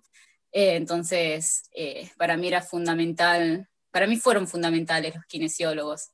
Y, y después, cuando volví al final a la universidad y la terminé de cursar, al principio nada, eso, te encontrás, aparte yo era figurita repetida en un montón de espacios, entonces te encontrás con la mirada de la gente, con cómo te consideran ahora o cómo te toman ahora, y creo que eso es lo que más me ha costado, en lo actitudinal, y bueno, aprender a no explotar en cada barrera con la que me encontraba, y sino aprender a eso, a poder buscar las mejores maneras para generar un cambio positivo.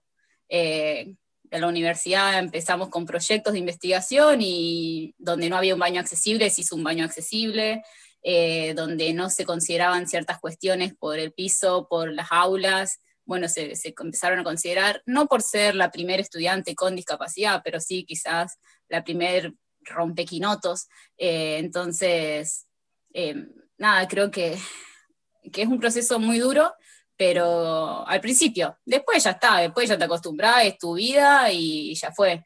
Pero nada, y sobre todo que te encontrás cuando, bueno, en mi caso soy joven, y yo quería salir a los bares, quería salir a todos los lugares, volver absolutamente a todas mis actividades, y me encontraba esto, con que todos los espacios que yo frecuentaba antes no contaban con accesibilidad, no contaban con nada, y soy muy pequeñita, entonces, bueno, mis amistades me cargaban, me movían para todos lados, pero bueno, la idea es que eso no pase, la idea es que, bueno, justamente vos puedas ser lo más autónoma posible, y que los lugares se accesibilicen.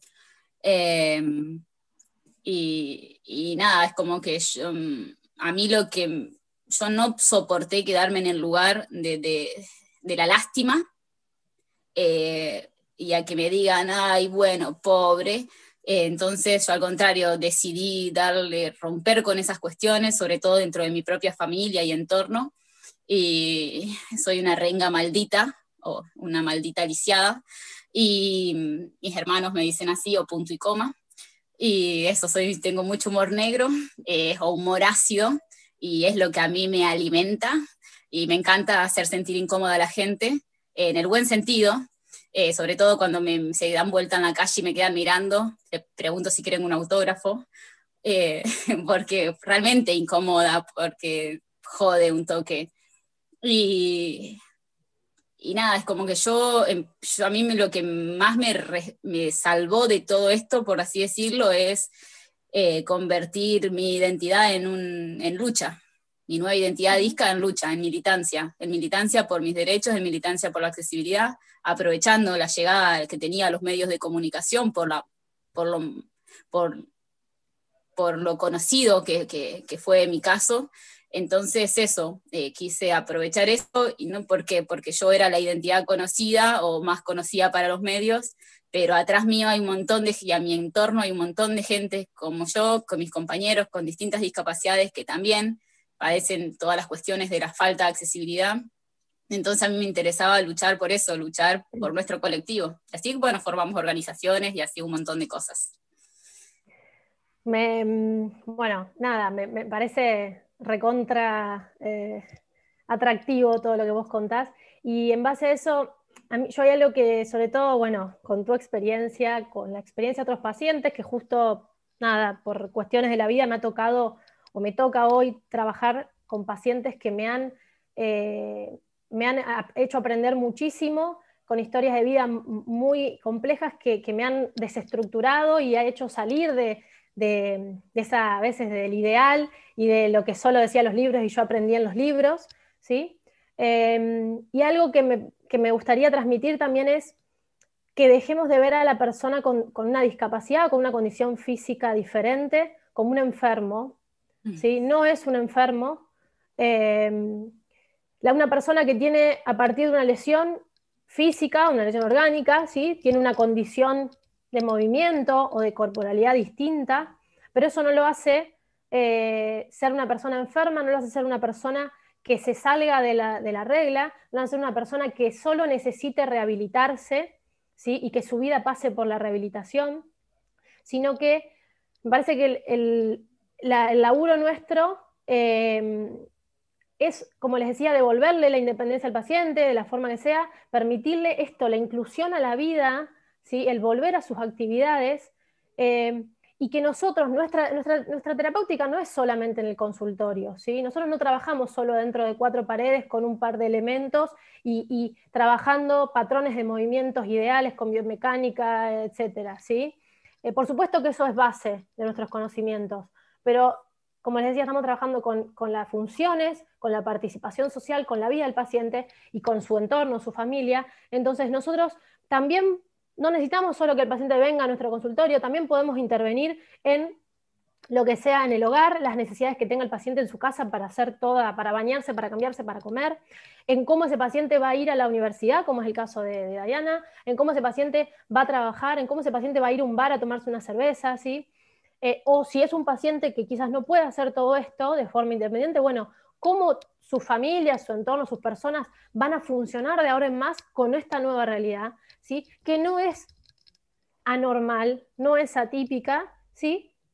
Es una realidad diferente, una vida diferente, y tenemos que ayudarlos a que puedan desarrollarla, ¿sí? Desempeñarse. Entonces, un poco también salir de que, o intentar romper con eso que el paciente va a estar años y años cronificado en una rehabilitación con grupo terapéutico y vamos a seguir insistiendo sobre que camine perfecto dentro del consultorio cuando después el paciente sale y quiere ir a la universidad, como es el caso de Ana, y se encontraba con que había una escalera y no había una rampa para que ella pudiera caminar. Entonces no sirvió nada lo que nosotros hicimos en terapia si no le enseñamos por ejemplo, o no salimos a la calle o no le enseñamos cómo desenvolverse en el resto de la vida y solo le enseñamos a moverse en un patrón ideal dentro del consultorio, ¿sí?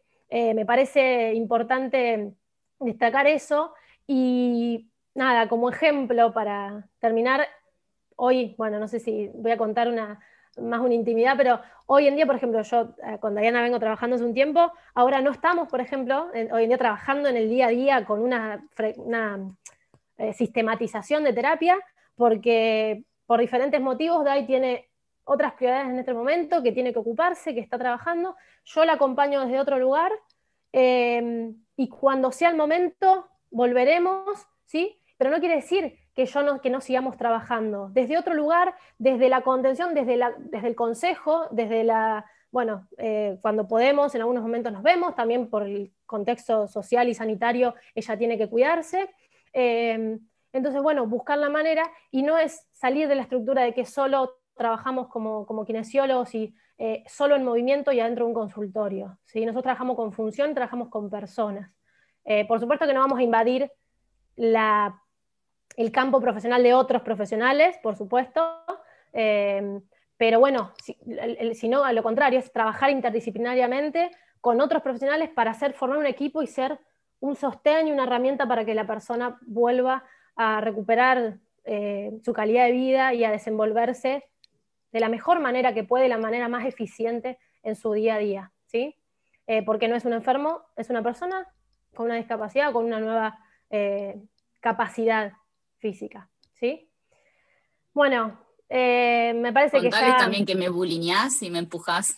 También, sí, porque bueno, ese aprendizaje también, por supuesto, yo sé que a ella se lo puedo hacer, la conozco, me llevó tiempo, pero después de conocerla, también eso, uno aprende hasta cómo estos inputs verbales, de cómo manejarse con el paciente. Sí, hay pacientes que necesitan más contención, como decía Dai, pacientes que necesitan que los provoquemos, bueno, todo eso es aprendizaje. Obviamente que todo esto se aprende con la práctica, yo lo aprendí, no salí sabiéndolo de la universidad, lo aprendí con el día a día.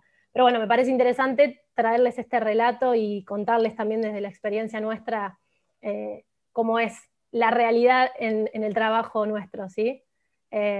Así que bueno, mil gracias, se hizo más extenso de lo que pensaba, mil gracias por estar ahí al otro lado, por escuchar, mil gracias a los organizadores, la verdad chicos los aplaudo, porque ustedes son estudiantes y la verdad que el laburo que están haciendo me parece excelente, y me parece que enriquece esta posibilidad igual que nos da la virtualidad de esto, de estar conectados a pesar de las complicaciones contextuales. Me parece que han hecho un laburo enorme para que esto suceda, para que esto se esté dando, y una organización enorme, y la verdad que enriquece muchísimo nuestra práctica diaria, no solo a ustedes como alumnos, sino también a mí como profesional. He escuchado otras charlas y la verdad que el intercambio me parece lo más enriquecedor para nuestro trabajo. Así que gracias, nada más que gracias. Gracias, Dai, por estar ahí.